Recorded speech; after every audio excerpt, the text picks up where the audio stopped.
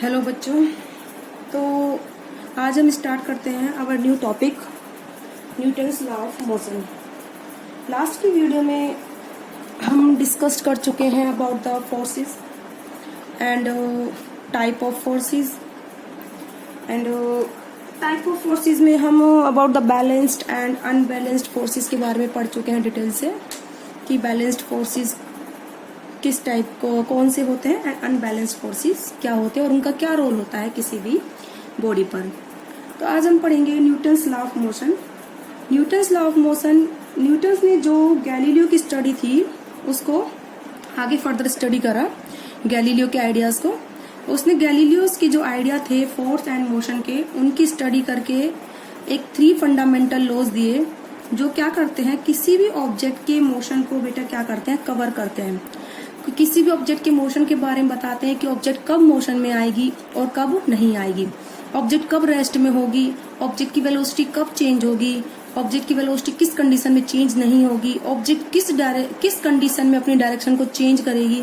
तो न्यूटन्स ने इस तरीके से लॉज दिए थे जो किसी भी बॉडी के मोशन को कम्प्लीटली बेटा क्या करते हैं, रिप्रेजेंट करते हैं। ठीक है, तो उसमें से उसी में ही जो न्यूटन्स का था फर्स्ट लॉ ऑफ मोशन था। ठीक है, और मैंने यहाँ लिख भी दिया है कि Newton's give 3 laws of motion, fundamental laws of motion that governs the motion of object, जो किसी भी ऑब्जेक्ट के मोशन को क्या करते हैं बेटा, कंप्लीटली कवर करते हैं, उनके बारे में बताते हैं।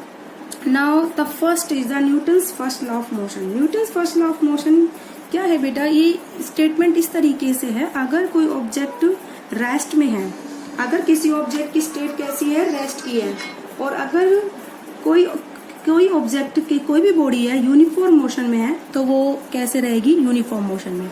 रेस्ट में है तो रेस्ट में रहेगी, यूनिफॉर्म मोशन में है तो यूनिफॉर्म मोशन में रहेगी। अनलेस और अनटिल, जब तक वहां पर there is no external force, if a body is at rest और in uniform motion it will remain in that state unless body is compelled by external force। जब तक कि उस बॉडी पर एक्सटर्नल फोर्स नहीं लगेगा तब तक वो बॉडी रेस्ट की स्टेट में है तो रेस्ट में रहेगी, यूनिफॉर्म मोशन में है तो यूनिफॉर्म मोशन में रहेगी। और आप लोगों को अच्छे से पता है ये यूनिफॉर्म मोशन क्या होता है। Uniform motion is that motion in which the body moves with a constant velocity. कोई भी बॉडी और ऑब्जेक्ट कैसे मूव करती है, कांस्टेंट वेलोसिटी से क्या करती है, वो बॉडी मूव करती है। तो या फिर ऑब्जेक्ट इक्वल डिस्टेंस कवर करता है in equal interval of time, that is called the uniform motion. तो न्यूटन फर्स्ट लॉ इसी से हम लिखते हैं आगे। It state that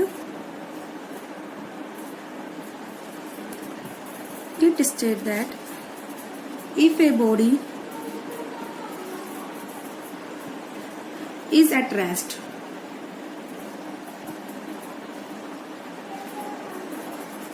or in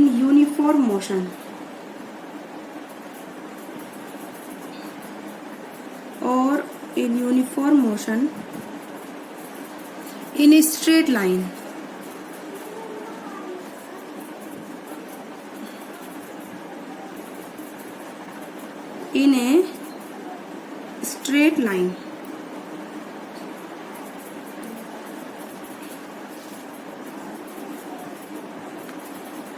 it will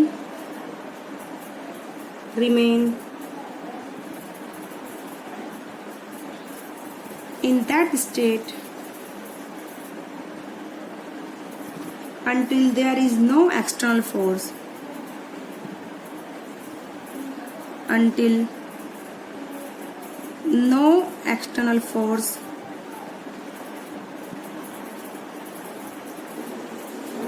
exert on body।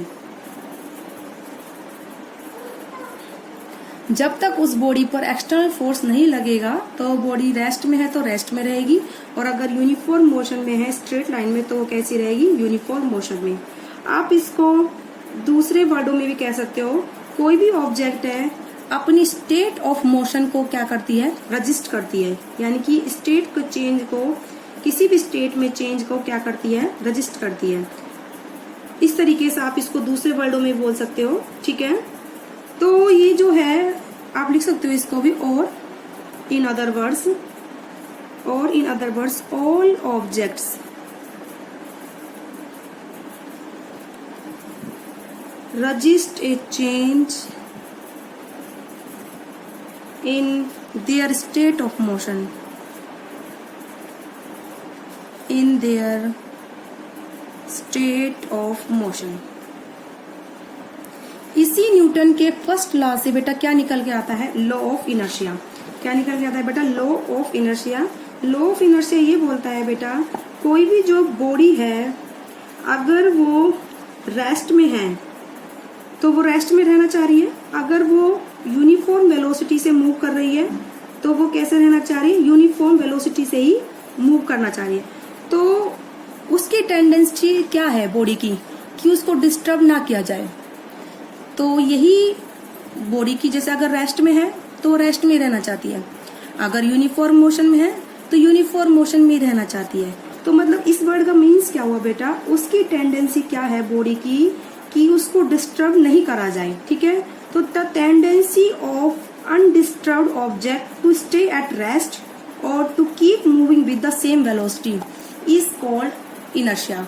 तो कोई भी बॉडी है जिसको डिस्टर्ब नहीं किया, या फिर आप इसको ऐसे भी बोल सकते हो, कोई भी बॉडी है जिसको डिस्टर्ब नहीं किया जा रहा है, ठीक है, तो वो रेस्ट में है तो रेस्ट में ही रहेगी, और अगर यूनिफॉर्म मोशन में है तो यूनिफॉर्म मोशन में ही रहेगी। इसको हम क्या बोलते हैं, इनर्शिया। क्या बोलते हैं बेटा, इसको हम इनर्शिया बोलते हैं। तो आप इसको लिख सकते हो, the tendency of undisturbed object to stay at rest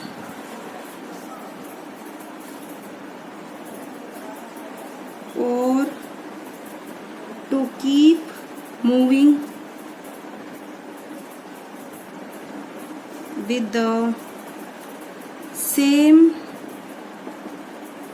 velocity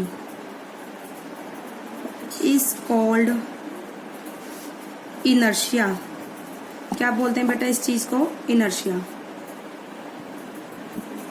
तो यहीं से ही तुम्हारी इनर्शिया की डेफिनेशन आ गई बेटा, कि इनर्शिया क्या होती है, किसी भी बॉडी की जो टेंडेंसी होती है, अगर किसी बॉडी को हम डिस्टर्ब नहीं कर रहे, यानी कि the tendency of undisturbed body, undisturbed object to stay at rest और to keep moving with the same velocity. अगर किसी बॉडी को डिस्टर्ब नहीं किया जा रहा है तो वो रेस्ट में ही रहना चाहती है, और या फिर यूनिफॉर्म वेलोसिटी से मूव करे तो यूनिफॉर्म वेलोसिटी से मूव ही करती रहेगी। तो इस चीज को हम क्या बोलते हैं, इनर्शिया। तो यानी कि उसकी स्टेट में चेंज को जो रजिस्ट करती है बॉडी, अपनी स्टेट में चेंज का जो रजिस्ट करती है बॉडी, उसको हम क्या बोलते हैं, रजिस्ट मतलब होता है बेटा प्रतिरोध, मतलब किसी चीज का अपोज करना। तो वो कोई भी बॉडी अपने अंदर चेंजेस का अपोज करती है, मतलब अगर उस पर एक्सटर्नल फोर्स नहीं है तो खुद से अपनी स्टेट को चेंज नहीं करेगी, खुद से। यानी ये जो वर्ड है यहाँ पर, बाय सेल्फ। अगर हम रेस्ट में हैं, कोई भी बॉडी अगर रेस्ट, जैसे तुम करके देखो, टेबल पर एक बॉक्स रख दो, वो खुद से मोशन में नहीं आएगा जब तक उस पर कोई फोर्स नहीं लगेगा।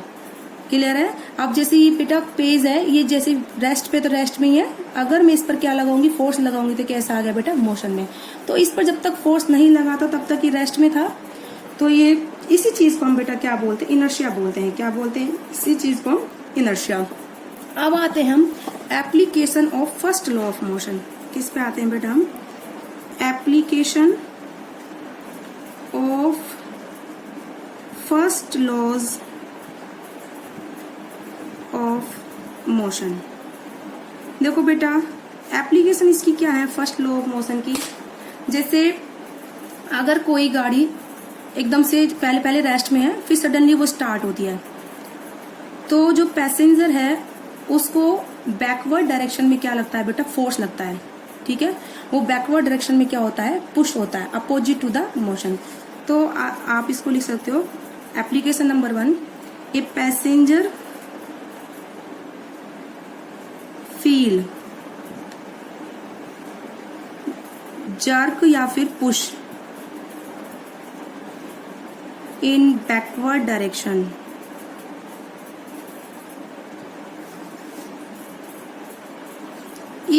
एक car suddenly starts to move। ठीक है बेटा, ये इसकी एप्लीकेशन है। तो ये एप्लीकेशन इस तरीके से बेटा देखो, जैसे कोई भी पैसेंजर है वो गाड़ी में बैठा हुआ है, ठीक है, तो उसकी वो गाड़ी, जो वो पैसेंजर है वो गाड़ी में बैठा हुआ है, तो उसकी पूरी बॉडी गाड़ी के साथ रेस्ट में है। जो जैसे ही हम क्या करेंगे, गाड़ी को स्टार्ट करेंगे तो गाड़ी मोशन में आई, क्योंकि गाड़ी पर एक्सटर्नल एजेंसी का फोर्स लगा है। हमने गाड़ी को स्टार्ट करा, गाड़ी में जर्क लगा, तो गाड़ी पर हमारी जो कार है उस पर एक्सटर्नल फोर्स लगा है। तो जो पैसेंजर बैठा होता है उसका लोअर पोर्शन गाड़ी के टच में होता है। जो लोअर पोर्शन होता है बेटा बॉडी का, वो गाड़ी के टच में होता है। तो जब गाड़ी पर फोर्स लगा है, गाड़ी मोशन में आई है, तो लोअर पोर्शन भी क्या आता है बेटा, मोशन में आता है। ठीक है, जो लोअर पोर्शन है, ये मान लो बॉडी का लोअर पोर्शन है, और ये बेटा कौन सा है, अपर पोर्शन है। ठीक है, तो लोअर पोर्शन जैसे ही गाड़ी मूव करती है, लोअर पोर्शन मूव करता है। ठीक है, इस तरीके से देखो पिक्चर को, जैसे ही गाड़ी मूव करती है लोअर पोर्शन क्या करता है, एकदम से मूव करता है। ठीक है, इस तरीके से ये वाला पोर्शन आगे खींचेगा। तो जो ये ऊपर का हिस्सा है हमारी बॉडी का, क्या है बेटा, ये ऊपर का हिस्सा, इस पर कोई एक्सटर्नल फोर्स नहीं है, तो ये अपनी पोजीशन में रहना चाहेगा। लेकिन जो उसका लोअर पोर्शन है बेटा, उस पर आगे फॉरवर्ड डायरेक्शन में क्या लग रहा है, फोर्स लग रहा है। क्या लग रहा है, फॉरवर्ड डायरेक्शन में फोर्स। तो क्या फील होता है, जैसे ऊपर वाली बॉडी को कहाँ फोर्स लगा, इन द बैकवर्ड डायरेक्शन। बोल क्लियर है। तो ये जो है एप्लीकेशन है किसकी, Newton's first law of motion की। सिमिलरली एक एप्लीकेशन और देती हूं मैं। ए पैसेंजर, ठीक है, ठीक है, feel jerk in forward direction.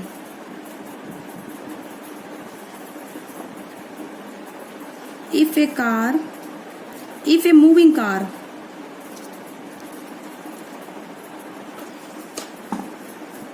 suddenly stop,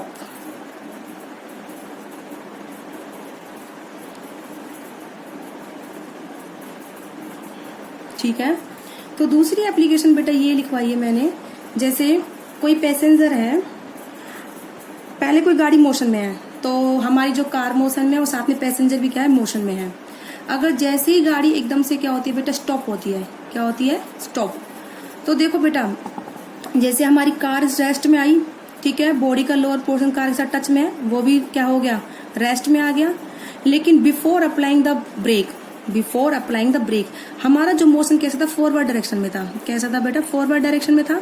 तो जैसे ही हमारी जो नीचे अब गाड़ी है बेटा, ये स्टॉप हुई, तो हमारा लोअर पोर्शन क्या हो गया, लोअर पोर्शन था जो बॉडी का, वो क्या हो गया, स्टॉप हो गया। लेकिन पहले जो फॉरवर्ड मोशन था, बॉडी पर कोई फोर्स नहीं है, और अपर वाली बॉडी पर कोई फोर्स नहीं लगा है, गाड़ी पर फोर्स लगा था, गाड़ी को रेस्ट में लाए, तो गाड़ी के साथ हमारा बॉडी का लोअर पोर्शन टच में था, वो भी रेस्ट में है। लेकिन अपर वाली बॉडी पर कोई फोर्स नहीं, तो वो कैसे रहता है, फॉरवर्ड मोशन में ही रहता है। तो उसको क्या लगता है बेटा, आगे की तरफ क्या लगता है, जर्क लगता है, धक्का लगता है। बोलो क्लियर है। तो ये है application of Newton's first law of motion की। इसकी और एप्लीकेशन बताती हूँ बेटा मैं तुम्हें। जैसे जो पेड़ों पे आम होते हैं, क्या होते हैं, आम। जो पेड़ों पर आम होते हैं वो टहनियों के साथ क्या होते हैं, वो रेस्ट में होते हैं। जैसे देखो बेटा, हम किसी टहनी को पहले पकड़ते हैं, आराम से पकड़ा सिर्फ हमने उसे, तो हम वो जो ब्रांच है यानी कि शाखा ट्री की, वो रेस्ट में है। तो और जो हमारा फ्रूट है वो भी क्या है, रेस्ट में है, मैंगो है, लेट।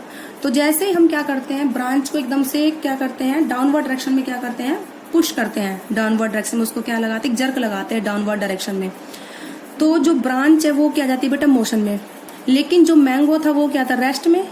तो मैंगो पर कोई फोर्स नहीं है, तो वो कैसे रहता है बेटा, उसी ब्रांच पे क्या रहता है, रेस्ट में। लेकिन शाखा कहाँ, जो हमारी ब्रांच है वो कहाँ गई, नीचे आ गई। तो आम ऊपर ही रह जाता है और ब्रांच नीचे आ जाती है। तो आम ऊपर, तो यानी कि वो उस तरह से क्या, जब हमारी शाखा हमारी जो ब्रांच है ट्री की, वो नीचे आती है और मैंगो ऊपर रहना चाहता है रेस्ट में, उसी पोजीशन पे, तो मैंगो क्या होता है, उस ब्रांच से अलग हो जाता है, और ड्यू टू द ग्रेविटेशनल वो फिर कहाँ आता है बेटा, नीचे आ जाता है। इस तरीके से जो हम किसी फ्रूट वगैरह को ब्रांच पकड़ के हम जो उसको हिलाते हैं, तो इस तरीके से फ्रूट क्या हो जाते हैं बेटा, नीचे ग्राउंड पर गिर जाते हैं। ठीक है, एक और मैं इसका एप्लीकेशन देती हूँ सिमिलरली। जैसे हॉर्स राइडिंग, जैसे घोड़ा एकदम अचानक से चलता है, तो राइडर को कहाँ धक्का लगता है बेटा, पीछे की ओर क्या लगता है, इन द बैकवर्ड डायरेक्शन में उसको क्या लगता है, जर्क लगता है। तो वो यही है कि जब वो घोड़ा मूव नहीं करता तो उसकी बॉडी रेस्ट में होती है और घोड़ा भी क्या होता है, रेस्ट में होता है। तो वही जो हमारा वही आइडिया हम यहाँ लगाएंगे जो इधर लगाया है, फर्स्ट जो एप्लीकेशन में लगाया है हमने। तो जैसे ही घोड़ा मूव करता है, क्या करता है बेटा, घोड़ा मूव करता है तो बॉडी का लोअर पोर्शन घोड़े के साथ टच में होता है। घोड़ा मोशन में आता है तो बॉडी का लोअर पोर्शन भी क्या आता है बेटा, मोशन में आता है। लेकिन बॉडी का अपर पोर्शन वो क्या होता है, पहले रेस्ट में होता है। तो वो अब वही न्यूटन्स का लॉ कि कोई बॉडी अगर रेस्ट में है तो कैसा रहना चाहिए, रेस्ट में ही। तो बॉडी का जो अपर पोर्शन है उस पर कोई फोर्स नहीं है तो वो रेस्ट में है तो कैसे रहना चाहिए, रेस्ट में ही। लेकिन बॉडी का लोअर पोर्शन बॉडी का लोअर पोर्शन हॉर्स के साथ, घोड़े के साथ क्या आ गया, मोशन में आ गया। तो इस तरीके से हमारी बॉडी का लोअर पोर्शन तो मोशन में आ गया, लेकिन अपर वाला पोर्शन है वो कैसा है बेटा, रेस्ट में है। तो हमें कैसा फील होता है कि जैसे कहाँ लग रहा है, हमें पीछे की ओर क्या लग रहा है बेटा, हमें धक्का लग रहा है। तो these are the applications of the Newton's first law of motion. ठीक है बेटा, आई होप आप लोगों को क्लियर हुआ होगा। तो नेक्स्ट वीडियो में हम क्या बताएंगे in detail, Newton second law of motion और the mathematical form of the Newton second law of motion. तो आज की वीडियो में आप लोग इतना ही करना है। न्यूटन्स लॉ ऑफ मोशन क्या होता है और Newton's first law of motion की 2 डेफिनेशन लिखवाई है, उसी में इनर्शिया क्या होती है और उसी में बेटा हमने लिखवाया है application of the first law of motion. ठीक है बेटा, अब इसके बाद next second law of motion को स्टार्ट करवाने से पहले एक छोटा सा टॉपिक और मैं डिस्कस कराती हूँ बेटा आप लोगों को, about the inertia and mass. क्या बताती हूँ मैं आज आपको, इनर्शिया एंड मास। मास और इनर्शिया में क्या अंतर है, दोनों क्या चीज है। ठीक है बेटा, तो आज मैं स्टार्ट कराती, एक टॉपिक और कराती हूँ मैं छोटा सा, इनर्शिया एंड मास।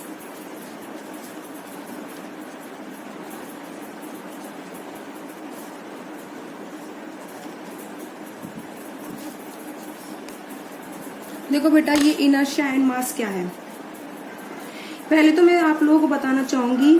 देखो मास भी क्या करता है, अगर लेट कोई ऑब्जेक्ट रेस्ट में है, ठीक है, मैं इधर 2 ऑब्जेक्ट बना रही हूँ, ये होलो बॉक्स है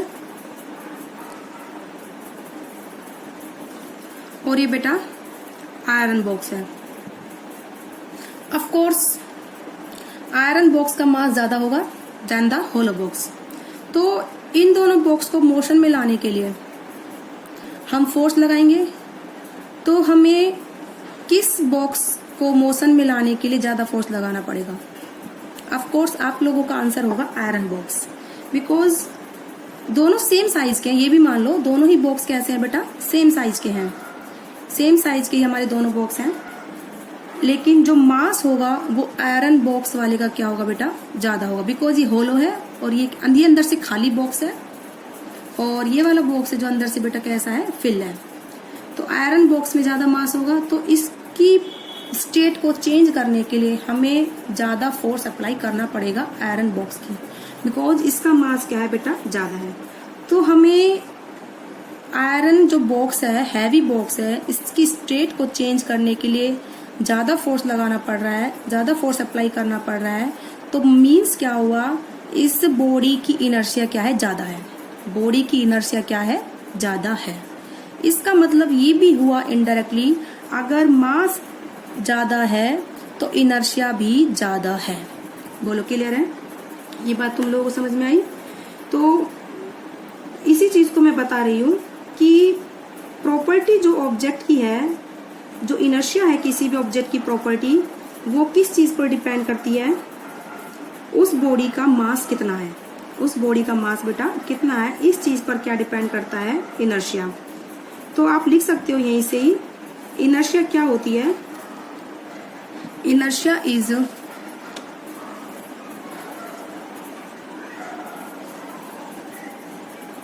नेचुरल टेंडेंसी। इनर्शिया क्या होती है बेटा, is a natural tendency of object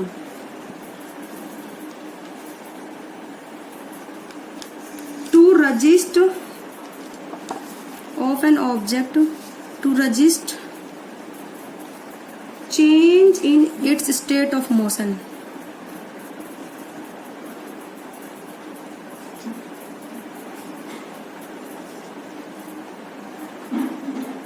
change in its state of motion, change in its state of motion और ऑफ रेस्ट। ठीक है बेटा, इनर्शिया ये तो आप मैं पहले भी पढ़ा चुकी हूँ आपको थोड़ी देर पहले ही। इनर्शिया क्या है, किसी भी बॉडी की टेंडेंसी है उस बॉडी में चेंज का क्या करना, रजिस्ट करना, यानी कि अपोज करना। मीन्स रेस्ट में है तो रेस्ट में, अगर यूनिफॉर्म मोशन में है तो यूनिफॉर्म मोशन में ही रहना चाहिए। तो मास क्या रोल प्ले करता है बेटा, अभी हमने बताया था। ऑफकोर्स अगर मास ज्यादा है तो हमें उस बॉडी को मोशन में लाने के लिए हमें ज्यादा फोर्स लगाना पड़ रहा है। अगर मास कम है तो बॉडी को मोशन में लाने के लिए कम फोर्स लगाना पड़ रहा है। तो मीन्स मास क्या कर रहा है, इनर्शिया को मेजर कर रहा है।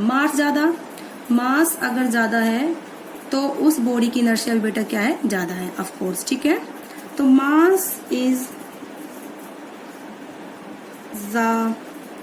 Measurement of inertia. Mass is measurement of inertia. बोलो क्लियर है? ठीक है, तो आप लोग कंफ्यूज मत होना कि मास और इनर्शिया क्या है। ठीक है, मास वैसे अगर मैं बताऊं तो क्वांटिटी ऑफ मैटर होता है, किसी भी बॉडी के अंदर कितना मैटर है, कितना पदार्थ है। अगर बॉडी हैवी है तो उसको मोशन में लाने के लिए ज्यादा फोर्स लगाना पड़ेगा, मतलब उसकी स्टेट को चेंज करने के लिए ज्यादा फोर्स लगाना पड़ेगा। अगर उसकी स्टेट को चेंज करने के लिए ज्यादा फोर्स लगाना पड़ रहा है तो मतलब उसमें इनर्शिया क्या है, ज्यादा है। इनर्शिया क्या है, ज्यादा है। It means the mass is the measure of inertia. अगर मास ज्यादा है तो इनर्शिया ज्यादा है, अगर मास कम है तो इनर्शिया भी क्या होगी बेटा, कम होगी। क्लियर है? तो इस तरीके से तुम लोगों का इनर्शिया एंड मास का कंसेप्ट क्लियर हुआ, आई होप क्लियर हुआ होगा आप लोगों का। तो आज के लिए इतना ही। ओके बेटा।